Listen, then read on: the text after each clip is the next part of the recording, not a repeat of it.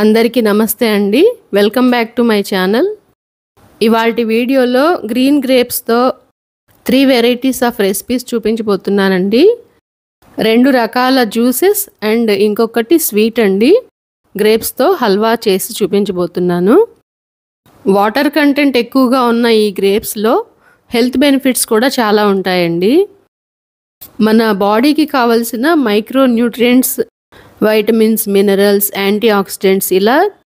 So ఈ grapes రోజు తీసుకోవడం వల్ల మనకైతే యూజ్ ఉంటుంది.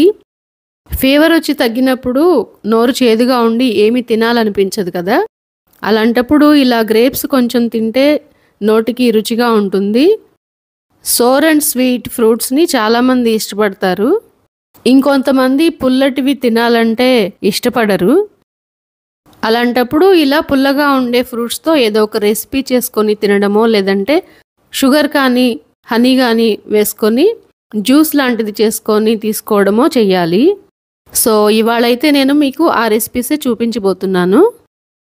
ముందుగా నేను ఇక్కడ ఒక 1/2 kg గ్రేప్స్తో ఒక స్వీట్ అంటే హల్వా చేసి చూపించబోతున్నాను. గ్రేప్స్ హల్వా. ఒక బౌల్లోకి వాటర్ తీసుకుని దాంట్లో 1 టేబుల్ స్పూన్ సాల్ట్ వేసి గ్రేప్స్ అన్నీ కూడా వేసి బాగా రబ్ చేస్తూ కడిగేసేయాలి. ఆ నీళ్ళన్నీ వంచేసి మళ్ళీ మంచినీళ్ళు తీసుకొని మళ్ళీ ఇంకొకసారి కడుక్కోవాలి. ఇలా 2-3 టైమ్స్ బాగా కడుక్కున్న తర్వాత ఆ గ్రేప్స్ అన్నింటినీ మిక్సీ జార్లో కానీ బ్లెండర్లో కానీ వేసి వాటర్ ఏమీ యాడ్ చేయకుండా జ్యూస్ తీసుకోవాలి. ఆ స్మూత్గా బ్లెండ్ చేసుకున్న గ్రేప్ జ్యూస్ని ఒక స్ట్రెయినర్ సహాయంతో వడకట్టుకొని పెట్టుకోవాలి. ఇలా చేయడం వల్ల ఫ్రూట్స్లో ఉన్న ఫైబర్ అంతా పోతుంది. కాకపోతే ఈ పుల్లటి ఫ్రూట్స్ని తినాలంటే ఇష్టపడని వాళ్ళు ఏదో ఒక ఫార్మేట్లో జ్యూస్ గానో స్వీట్ గానో తీసుకుంటే కొన్ని బెనిఫిట్స్ అయినా వస్తాయి కదా. నేనైతే పుల్లగా ఉండే ఫ్రూట్స్ తినలేనప్పుడు ఇలాగే చేస్తూ ఉంటానండి. నాలాగే మీరు కూడా పులుపు ఇష్టపడని వాళ్ళైతే యూజ్ అవుతుందని చెప్పేసి ఈ వీడియో షేర్ చేస్తున్నాను. ఇప్పుడైతే ప్రాసెస్లోకి వెళ్ళిపోదాం. ఈ విధంగా జ్యూస్ తీసి పక్కన పెట్టుకున్న తర్వాత ఒక గిన్నెలోకి 3 టేబుల్ స్పూన్స్ కార్న్ పౌడర్ తీసుకున్నాను.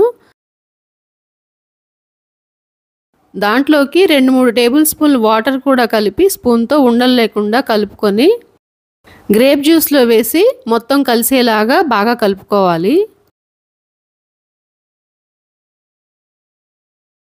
ఇప్పుడు ఈ గ్రేప్ జ్యూస్ కార్న్ ఫ్లోర్ మిశ్రమాన్ని స్టవ్ వెలిగించి ప్యాన్ పెట్టుకొని దాంట్లోకి మొత్తం వేసేసుకోవాలి.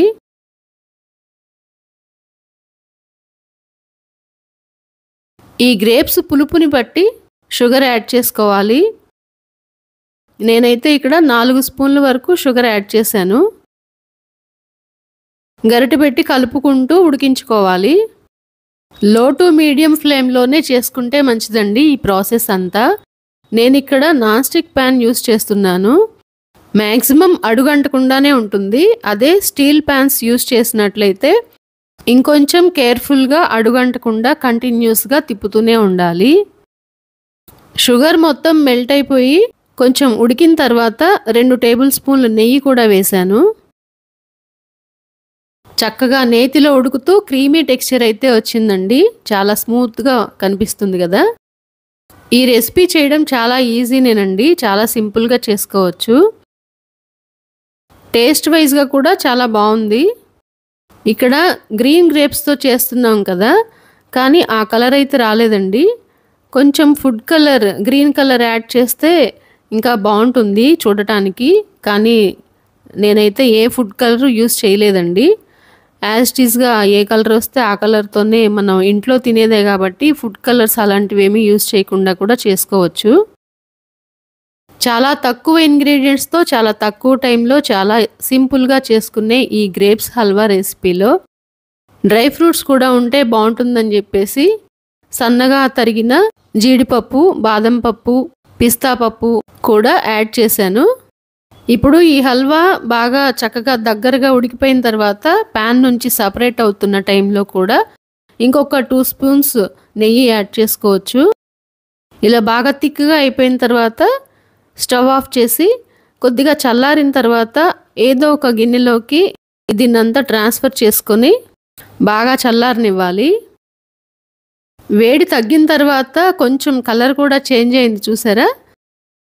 ఇప్పుడు ఒక ప్లేట్లోకి డీమోల్డ్ చేసుకొని నైఫ్తో మనకు కావాల్సిన సైజులో పీసెస్గా కట్ చేసుకొని తింటే వావ్ సూపర్గా ఉందండి. టేస్ట్ పుల్ల పుల్లగా తీయగా. ఈ హల్వాలో కొద్దిగా ఇలాచీ పౌడర్ వేసుకుంటే బాగుండేది. ఆ టైంకి అవైలబిలిటీగా లేదని చెప్పేసి ఇంట్లో నేనైతే వేయలేదు. వేసుంటే ఇంకా టేస్ట్ బాగుండేది అనిపించింది. ఇప్పుడు కూడా ఏం పర్వాలేదండి. స్వీట్ అయితే చాలా బాగా వచ్చింది. టేస్ట్ వైజ్ సూపర్గా ఉంది. మీరు కూడా ఇంట్రెస్ట్ ఉంటే ట్రై చేసి వీడియో నచ్చితే లైక్ చేయండి, షేర్ చేయండి, సబ్స్క్రైబ్ చేసుకోండి. అలాగే 2 రకాల జ్యూసెస్ కూడా చూపిస్తాను అన్నాను కదా. వీడియో స్టార్టింగ్లో చెప్పినట్టు గ్రేప్స్ని శుభ్రంగా కడిగేసి మిక్సీ జార్లో వేసిన తర్వాత మనం తీసుకున్న గ్రేప్స్కి సరిపడా షుగర్, చిటికెడు సాల్ట్, ఒక చెక్క నిమ్మరసం, తగినన్ని చల్లటి నీళ్లు పోసి జ్యూస్ని ప్రిపేర్ చేసుకోవాలి. ఇలా ప్రిపేర్ చేసుకున్న జ్యూస్ని ఒక గిన్నె మీద జ్యూస్ వడపోసుకునే జల్లెడ పెట్టేసి వడపోసుకోవాలి.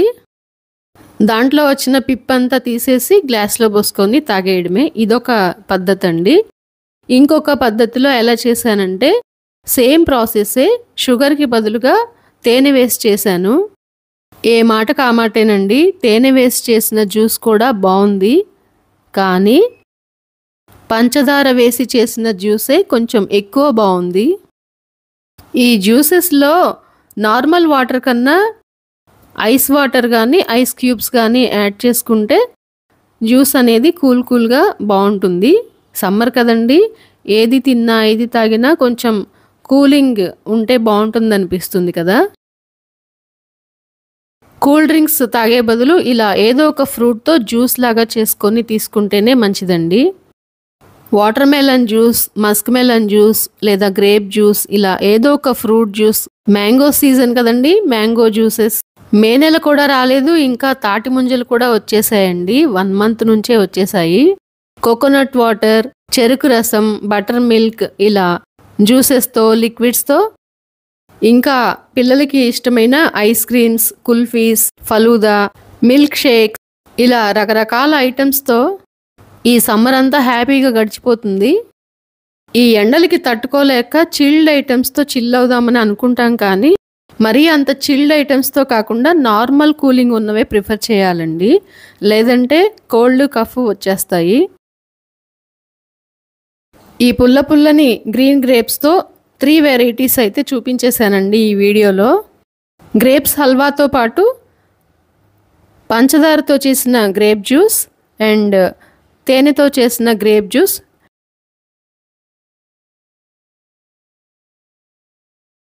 మరి మీకు అందరికీ ఈ వీడియో నచ్చినట్లయితే ప్లీజ్ వీడియోని లైక్ చేయండి, షేర్ చేయండి. అలాగే కొత్తగా ఛానల్ని చూస్తున్న వాళ్ళైతే సబ్స్క్రైబ్ చేసుకోండి. Thanks for watching.